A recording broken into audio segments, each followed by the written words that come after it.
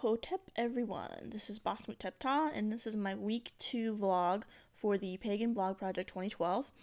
And today's letter is A again, but this time it is A for animals. Um, yeah, this one might actually be a little more proper for my cat to be running around, which he very well will be. Yeah, there he is, he's talking.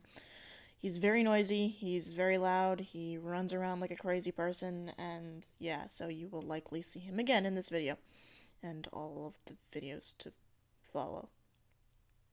Anyway, so animals. Animals have a very integral part in my personal spirituality, and in spirituality in general. I mean, you look at the Native Americans, you look at, just symbolism. And then you look at, things like the gods of ancient Egypt. And the gods of ancient Egypt, it's pretty well apparent to see how a lot of animal connections are made, just even based upon the way that our gods happen to present themselves and happen to appear in, the iconography that we have from Egypt. A lot of our gods happen to have, in their depictions, the heads of animals or different components of animals. A lot of our gods may have wings, may have different animals associated with them, may take the form of certain animals. So, animals take a very front and center role in our spirituality. Now, on a broader sense, this really doesn't have a whole lot not directly to do with Kemetic orthodoxy, but animals have a very, close tie to certain aspects of spirituality. I know personally, one of the most spiritually connected animals that, I have come into contact with are birds. And the reason being is just because, birds, they have that connection to, being on land and being in the air, flying. Um, there are certain cultures that believe that birds are like the messengers of the gods. They take messages to the gods from us and from the gods to us. Me personally, one connection that I've made is whenever I'm feeling really spiritually active, I guess, spiritually active. Like I'm actively doing things in my faith and actively being a part of it and thinking a lot about it. I tend to see a lot of hawks. Hawks everywhere. Birds of prey in general, I tend to see a lot of. And very close by, too. It's not just like, oh, there's one flying up in the sky. It's like, okay, my car's passing. There's one right on the telephone line. Or, driving on a very, very slow road, and oh, wow, there's a gigantic hawk right in the middle of the road eating some kind of roadkill. That's pretty close. Um, so yeah, I tend to associate that with being like nature, God as a whole, is like keeping an eye on me. That just connection with hawks. So hawks are very symbolic to me of my faith. Another animal which has a lot of significance to me, and for obvious reasons, is the cat. The cat who is slowly making his way kind of over here and then stopping to lick himself. Yeah, so the cat. As most of you know, my parent, my, I guess, matron, if you will, if you would like to use that term, is Bastmut. Bastmut is a form of Bast, but Bast in her role as queen, a synchronization between the goddess Bast and the bodice, not a bodice, the goddess Mut.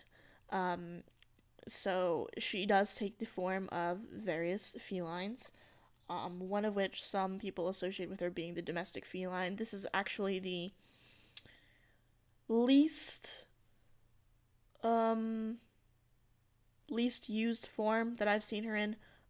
Usually she comes to me as a lioness or sometimes a black panther. Just because I don't know if it's the difference between vanilla Bast and Bast Moot or what, but I tend to see her less as a domestic cat. The only time that I really see her full on domestic cat is like with things that I attribute as being not visions because I'm not all woo like that. Like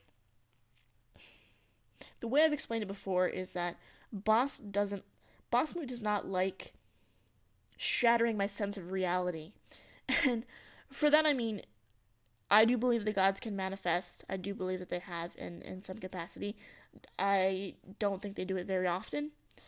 And I don't think that they do it very visually very often.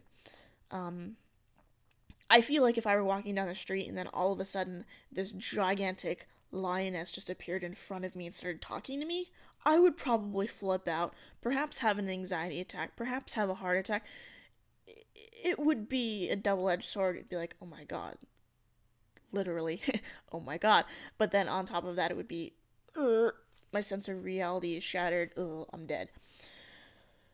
I don't think she wants to do that to me. I don't think she wants to put me through that. So oftentimes, what she will do is appear as very mundane things, but in patterns. Patterns. Um, when I first started doing Senut, the daily rite of Kemetic Orthodoxy, for the first time, I had a shrine set up in my parents' house in my bedroom, and I had a little statue of Boss. And what had happened is it was nighttime and it was kind of shadowy. I think I had like a candle lit or something.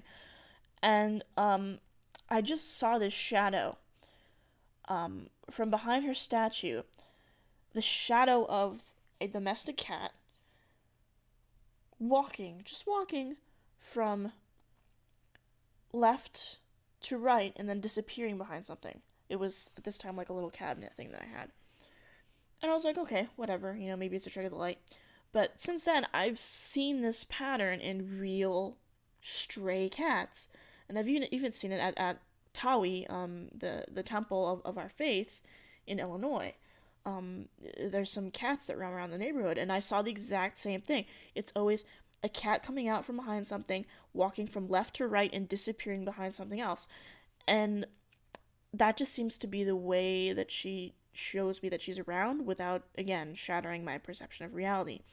And the funny thing is that after this happens, I'm never able to find the cat again. Never. I could look behind whatever the heck it is. I'm never able to find that cat. So was it really ever there? We'll see. But so that's another way that she tends to appear to me.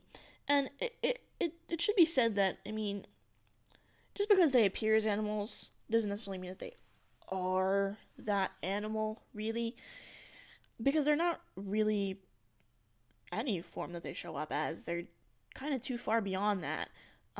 It's just like, a way that we can understand them, a way that we connect with them. Certain attributes of those animals are things that, perhaps they wish to present themselves as. And that's definitely true. I mean, if you look at Boss, the warm nature of her, kind of protective, mothering nature, the way that she kind of, does things on her own terms. Cats are very different from dogs. Cats do things on their own terms. You call it cat. Maybe I'll come. Maybe I won't. You can't force them. It just, doesn't happen unless you clicker train the crap out of them, which most people don't do. So, they just do things, they lounge around, they do whatever they want. I mean, my cat is ridiculously active for a cat, but, he does things on his own terms, Honey Badger don't care. But, so, it's just, different qualities that they imbue that, these animals tend to represent. So, yeah, I think I'm going to cut it off there. It seems a little premature, but we're hitting almost 10 minutes here.